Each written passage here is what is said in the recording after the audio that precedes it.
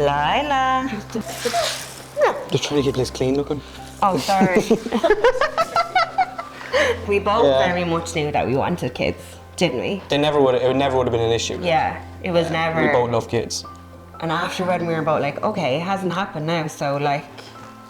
Wedding's done, what do we do Wedding's now? done, like, let's really try now, like, let's make this a conscious thing. So when I was looking up, trying to figure out where will we get tested, you know, how does this work, I found Sims, and it was literally very easy to get tested. That wasn't a big deal or a big... Yeah, there was no big drama about it. And the consultations were in plain English. They weren't stuff that we didn't understand. We could really understand what they were talking about. And then our first round, we didn't get a good response, and that was cancelled. We have 5, I think she said. We were hoping about 20, like, it's nowhere near. At the time it felt a setback, but it wasn't. Yeah, at the time it felt like, oh my God, this is really bad, this is terrible. We should be having our egg retrieval and now we're driving home, and what next? That was naivety, I think, at the start. We didn't really understand. Yeah, I don't know, when you start IVF, you're like, this is it, I'm gonna have a baby. Like, you know, you're not thinking that maybe this isn't gonna work. It's not as straightforward as we expected, yeah. They did care, it wasn't just you were just a patient, it was proper personal care you gave, like. Take time, and when you want to start again, like, we're good to go, the plan is here. So don't be stressing. And the next time it was much better. I think we retrieved 24 hours. 24, yeah. We were like over the moon. The next day, 14 had fertilized. We need a bigger house. There's so many. And then the day 5 call, we had 2. And I was I was really disappointed in that number. When I look back now, I'm like, how lucky we were to have 2. I didn't realise how many hurdles there was in IVF. You know, like, at every little tiny step, there can be a setback. And I don't think we were prepared for that. No. Our transfer was like plain sailing. Dr. Martin did our transfer. 12 days later, they book you back in for your bloods. You continue on your medication, your protocol on the 12th day. And they rang that afternoon and they said, congratulations, you're pregnant.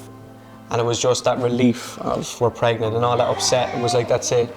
We made it here, like, coming, we have those 2 pink lines. And to be honest, I was so sick and I loved being sick because I was like, I know that we're okay. Like, if I still feel sick, then this is still good, like. Yeah, it was definitely the best phone call I think we ever got. Yeah, for sure. I think it was a bank holiday and we were due to have our scan on the Tuesday. And so the Saturday I felt so uncomfortable. I was like, my belly hurts, like I just don't feel, you know when you just know something's a little bit off. And I went to the toilet and there was blood, and it was a Sunday. They've confirmed it's a miscarriage, there's no pregnancy there anymore. It was tough, really tough time. But Sims were very good, very supportive. We knew we only had 1 more embryo. If it doesn't work, we have nothing. That was a big conversation. Yeah, it was kind of, that's kind of what delayed us a little bit. It was the last chance before we had to start all from the beginning again. She said, let's cover kind of, you know, sometimes it can be a blood flow problem, let's take the aspirin. Sometimes it can be that there's a little infection, let's take the antibiotic. She was like, let's not spend loads of money on tests that I don't feel we need to do. Let's just throw the book at it. We have this 1 embryo, let's have a baby. Let's do it. And then you go for your bloods on day 12, and the nurse said, did you test? And they said, yeah. And she's like, what did it say? And they said, it says yeah. She's like, are you okay? I was like, I'm just really nervous. We were just terrified, I think, weren't we? Scariest 9 to 10 months of my life, you know. And she said, we'll bring you in for a scan on Monday. And I lay on the bed and I closed my eyes and I looked at the ceiling, and within 3 seconds, she said, there's your baby, there's your heartbeat. She printed us off loads of scan pictures. Loads of pictures. She was like... Don't say her name, she might get in trouble. The minute she turned on the screen, I saw a little heartbeat. The baby was so small, all I could see was a heartbeat, a little flicker, and I squeezed her hand. Yeah, we were delighted and we were scared. We were very scared, weren't we? Especially because of the bleed. I found the app very helpful because I could just shoot across a message, and I think I always got a reply within 15, 20 minutes. Like, I never waited very long, and there is a lot of care in Sims. They were as invested as we were. Yeah. That's the feeling you got from them. My advice would be, listen in the consultation, understand what they're telling you, But don't expect to know everything, because you're not going to know it all. And it's scary, but it's worth it. Just do it. They know what they're doing.